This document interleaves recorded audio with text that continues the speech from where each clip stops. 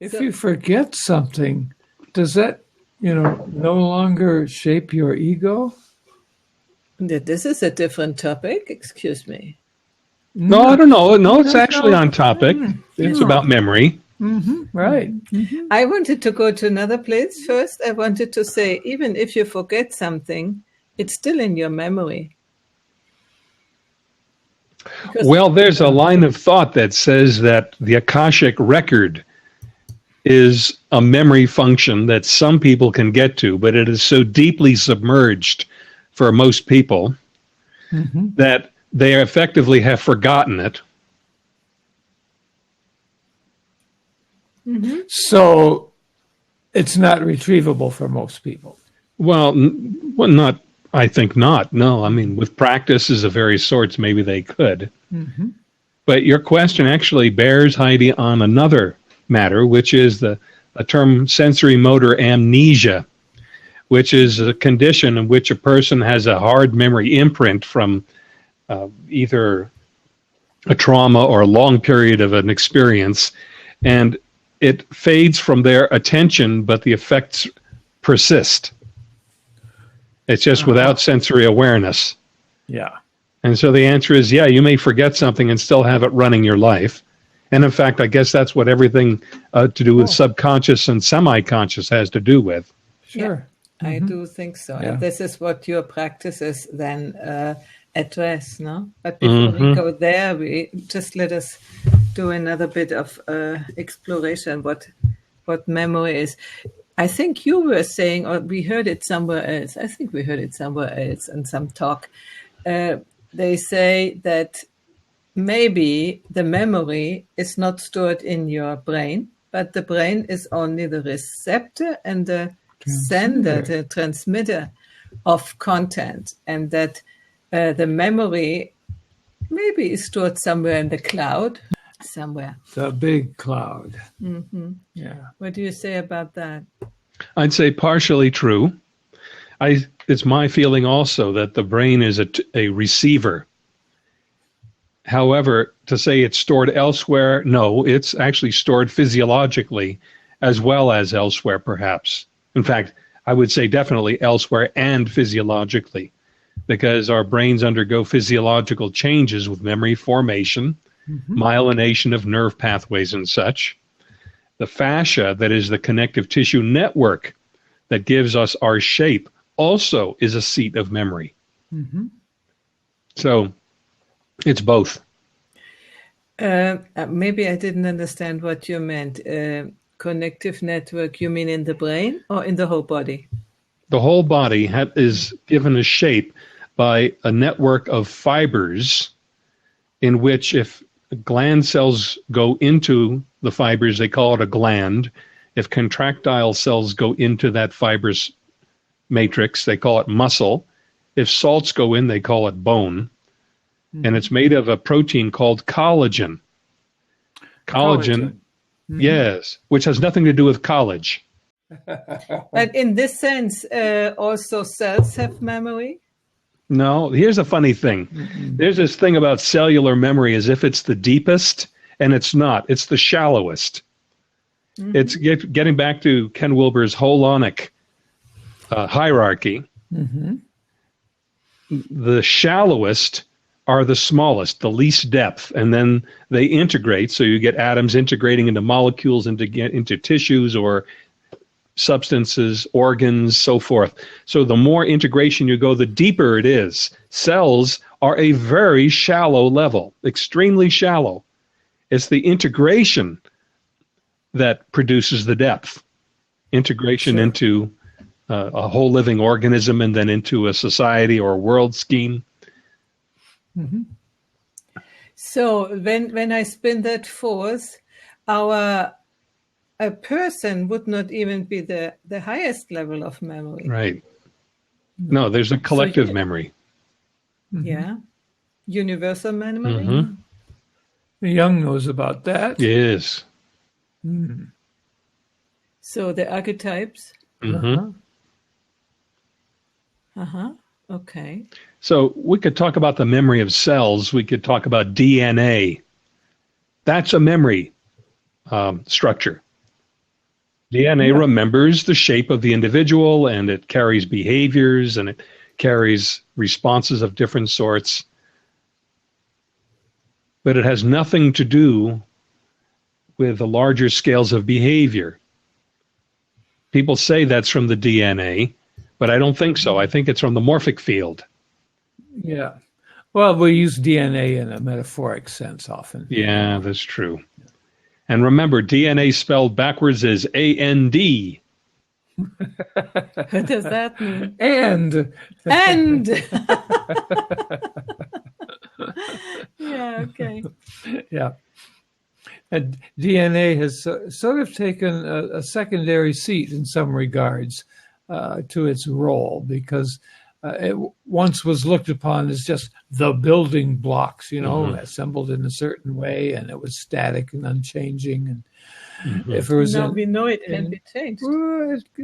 No, it's not nearly so stable, shall we say. Yeah, it's true. It's many combinations. Mm-hmm. With the emergence of the theory of genetic expression, in which genes are turned on or off by environmental conditions, there's a top-down communication going from the high integration of the individual and transmitting through the field all the way to the DNA and having genes turn on or off. So it's another look at Lamarckian theories. Right. Yeah, and that means that the field is more potent. The field is more potent than the DNA. Yeah, which is in fact what physics says. The field determines the behavior of the particles in it. Mm-hmm. Yeah. But it's a two-way communication, not just one way, the way, as Mark was putting out, the idea, the old monolithic conception of DNA as the fundamental determiner of everything, and it doesn't change except through generations.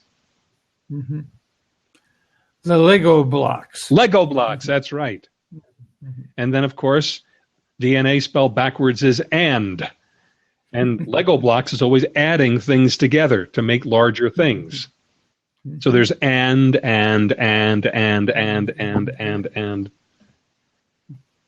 Mm-hmm. Okay, I'm trying to imagine that all. Going back to memory, what does that mean? Well, is memory sort of, where is it? It's not stored in the DNA. Or yes, it is stored in the DNA, but a certain memory, not the memory that yesterday I went to shopping or something. That's probably not in the DNA. No. So.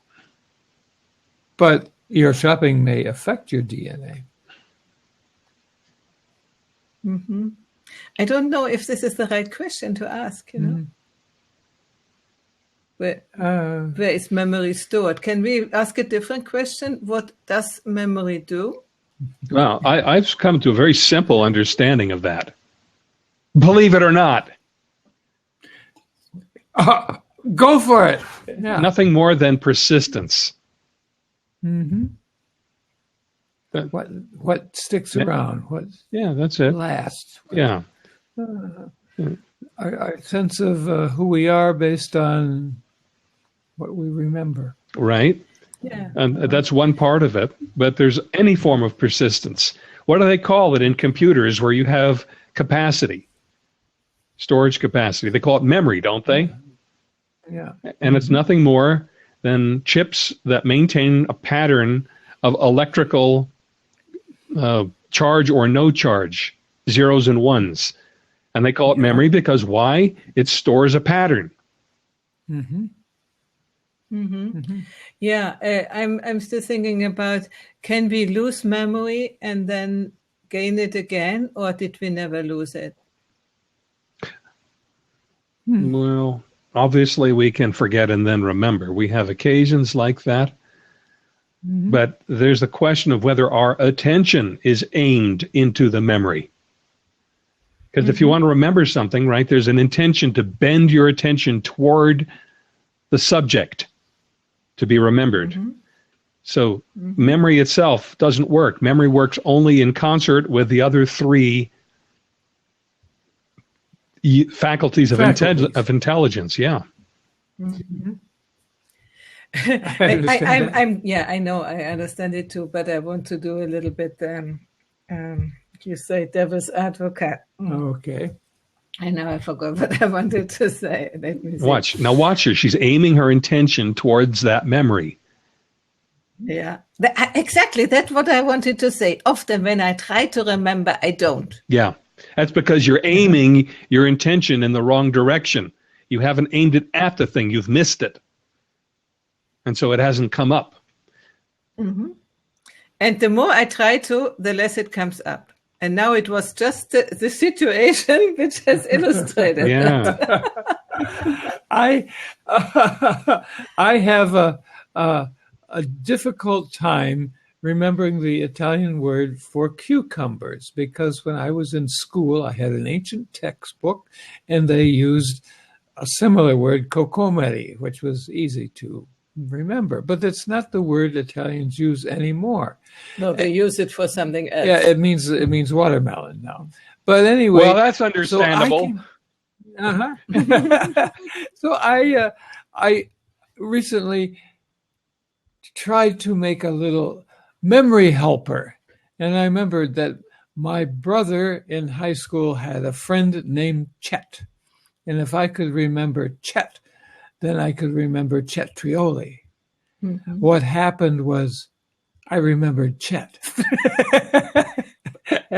What? And that's as far as it went. You didn't remember No, Rioli. I could remember the trick, but not what it referred to. You forgot to add helpful. the tree. Chet Yeah. and a tree. Chet tree. Tree. Yeah. Uh-huh. Yeah, this is tricky, no? Yeah. For me, Kokomoro, to learn Kokomoro was very difficult, actually. Because it didn't come from anything. It was not my German. memory. No. It didn't help me. Sometimes it takes a long time to put things into memory, and sometimes it's easy. What is that dependent on? Wow. Well, I hate to say it, but it has to do with all four faculties. Were you up for hearing this one? Okay. It's early in the hour. Yeah, Yes, really. sir. Okay, very simple. Okay. Imagination and memory are on the same spectrum of existence. Memory Uh-huh. is dense, entrenched, persistent through time. Imagination is not dense, the opposite. It's subtle or rarefied, short term, and tends to vanish. Imagination does. But if you put your attention onto what you're imagining and you hold it there by the power of intention and you keep imagining it, the imagining gets denser and more consolidated until it becomes a memory. Imagination becomes memory. How do we remember anything?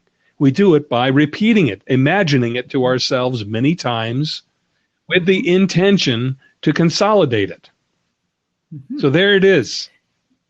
Yeah, that is true. And sometimes, for instance, words, English words or whatever words in another language, I hear them and it's not enough for really learning them. I have to imagine how it is written, and then it goes into my, more easily at least, you know, into my head. Yeah. So I can remember it. So does memory depend on the channel? So that some people are more, let's say, they adapt more to learn or to put into memory things from one channel or the other. So like me, for instance, I still need to see how it's written, the word, before I really think I have understood. Yeah, me too. Well, that's very much like Chet Trioli. You have something that you're visualizing, a tree, and Chet, and you're associating that. And my middle name, Oli. Well, and there we have it. You know how we call that in German? We call that the bridge of a donkey. Donkey bridge. A donkey bridge. Yeah. Oh, a shortcut. Yeah, but we figuratively a donkey bridge. I don't know why, but probably. I don't know if I'm going to remember that. The cellular level. Do you want to say something still about that? Yeah, I'll just be brief. Cellular memory pertains to the level of experience that cells experience. The cell does not have any cognition of. The cell has no fashion sense. Okay. Fashion sense is a higher level of integration. So cells remember things like the chemical environment. They remember the DNA programming to produce proteins. Cellular memory is the most superficial level of memory in a living organism, unless you take into account molecular or atomic memory, which you can only imagine, I imagine. Superficial, but very fundamental. Yeah, that's true. It's just that that when people think, oh, it goes all the way down to cellular memory, they're not saying much, because cellular memory is not the level at which people experience. We don't experience cells, if you notice. So our level of memory and experience is a much higher level of integration than cellular memory. And emotions, same thing. Emotions are much higher order. Emotions are social memories. Tell me more about that. Oh, that's interesting. Social memories, they are, for me, when I hear that, I would say they are induced by social interaction. Yeah. Mm-hmm. But emotion in themselves are body expressions? Well, true, but who is an emotion is a communication. If a person gets angry, it means nothing unless there's somebody to receive that experience. Sadness, emotion, anger, emotion, fear, emotion. These are all related to individual relating to the external environment. I can be angry and relate to myself. But you're relating to yourself based on memory that you acquired from the larger field of experience. So you mean I wouldn't recognize to be angry if nobody had mirrored it back to me that this is anger and that is emotion? Or what do you mean? I think that's true, but I think the anger wouldn't come up unless there was some sort of a memory of how things should be against the recognition of how things are. Okay. Mm-hmm. And how things should be is a social thing. Largely. If you people don't usually get angry unless it's a social thing. Even if you hit your thumb with a hammer and you get angry at yourself, you're still basing it on a memory tied in all kinds of behaviors. Okay, we have the comment here from some of my angry issues are due to some sadness my mother experienced while I was in her womb. Thank you, Michelle. Yeah, and so there's a social connection between the fetus and the womb and the mother. Mm-hmm. Mm-hmm. Yeah. And I don't know if you know this guy, he is dead now, he is called Alfred Tomatis, a French doctor who has done very out-of-the-box research, and especially on prenatal experiences. Mm-hmm. And he then created what is called the Mozart effect. Mm-hmm. He created the vibration thing with earphones, and he re-educated the frequencies which were sort of shut out by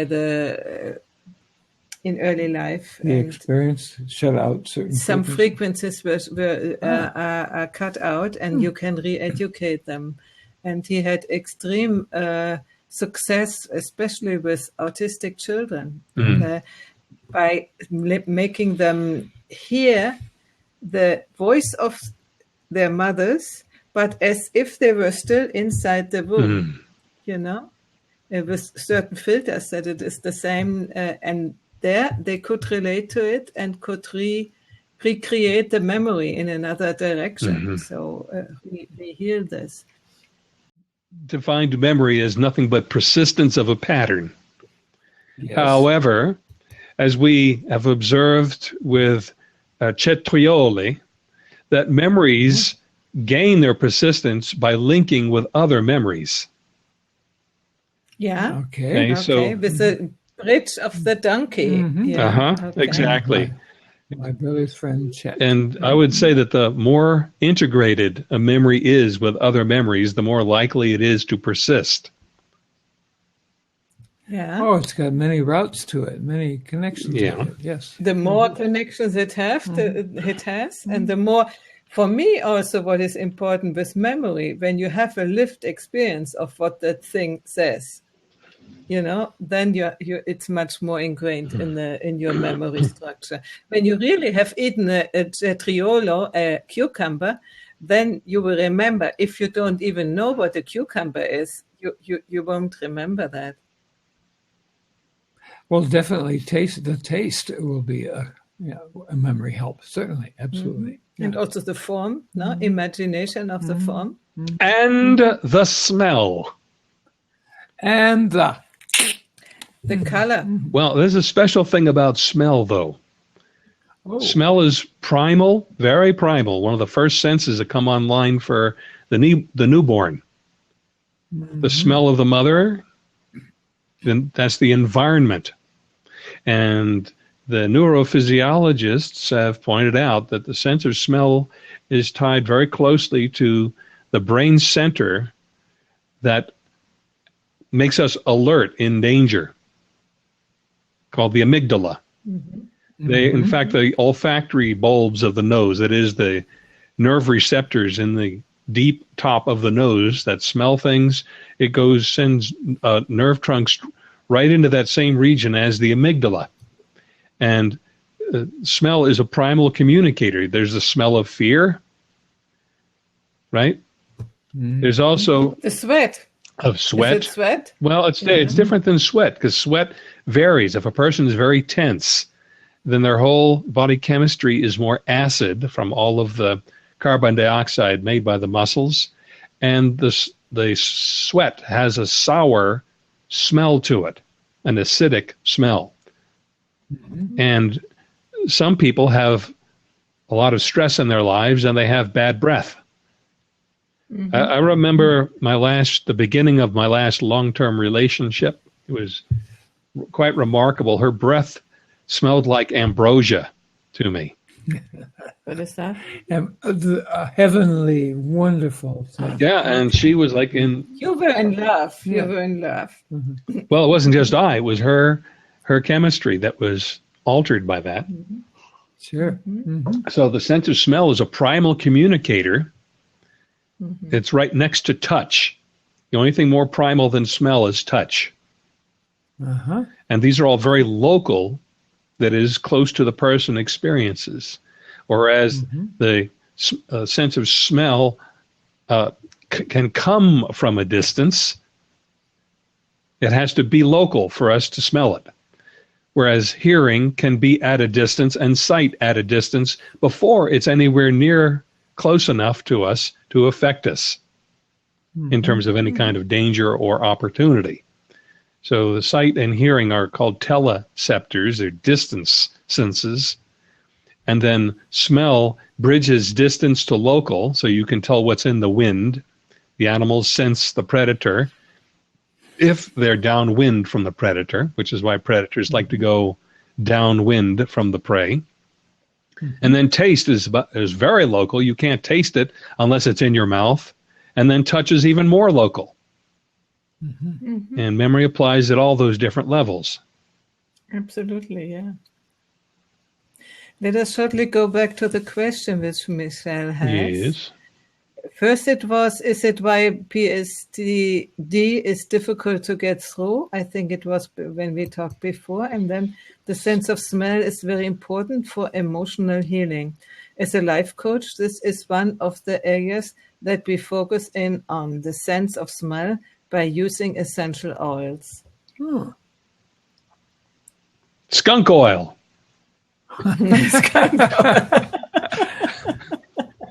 You know what?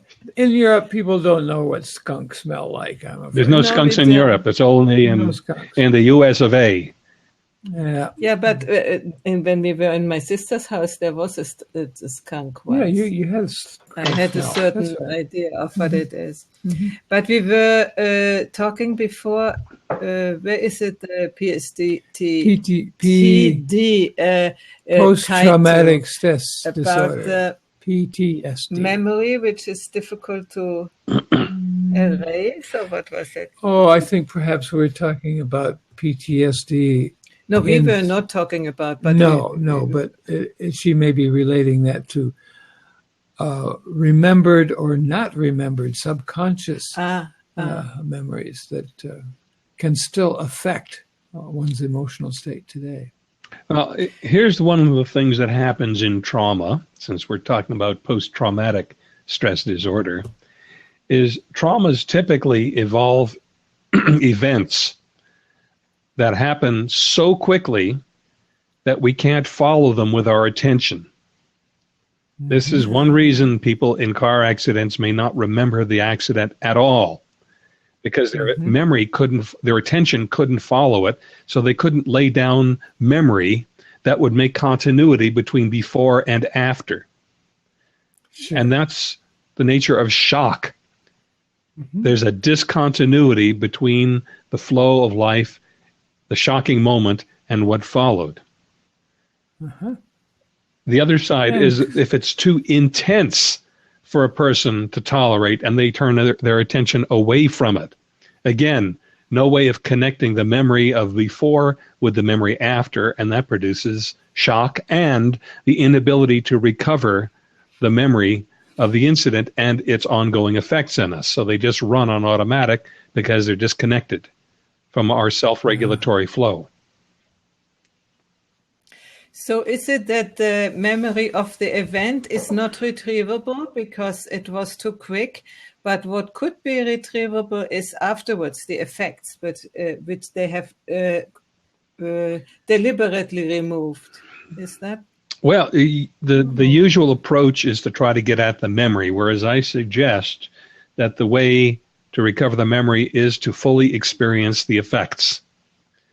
They lead you down a rabbit hole back to the memory of origin. So the very thing that people are avoiding, possibly, in PTSD is exactly where they need to go to recover their integrity. And then the thing is to get it to lose its charge so that it isn't shocking anymore. And that's what things like gold key release are good for, to dissolve the shock so that the person is willing to experience the thing and then able. Just a thought. And Michelle likes the response. LOL. Yes, that makes perfect sense. Yeah, it does make perfect sense. Yeah. Yeah. I suppose that explains cases of amnesia, other kinds of amnesia too, perhaps. Yeah, I think so. She's asking what you were talking about. I write it down. It is the gold key release. Maybe you could give her the link to... Yeah, I can. This upcoming a free webinar in the 7th of October where I give the link. Okay. The bit.ly link? Yes. Bit.ly, and control me if I do it right. Okay. Wisdom Gold 1, isn't it? Yeah, well, that's one of those. Yep, that's right. Yeah, this is the one for the free webinar you are holding. Anyway, to tell you what it is a procedure which Lawrence has developed, I would say, not invented, but developed, and it is based on, I'm his student in T2, so we try now to be in exam and, and say the right things. Procedure developed by Lawrence which is Gold. based on the 4 qualities, faculties, you say, what is the difference between quality and faculty? Later. Okay. Of existence. And one is memory, where we are talking about today. But it already came into also imagination. You have talked about it. And then you have talked about attention and intention. It all came up already when we were talking. You said at the beginning, memory without intention. You don't find anything, you know. If you don't want to remember, you can push it away. And that's the problem that we had just now with the stress disorder, no? When you push the memory away, but then you have an intention to push it away. You know, are we good enough? Or that's what I do with you a lot, though. Yes, you do. Yeah. I want Lawrence to say, yes, I'm good enough. It's good. That's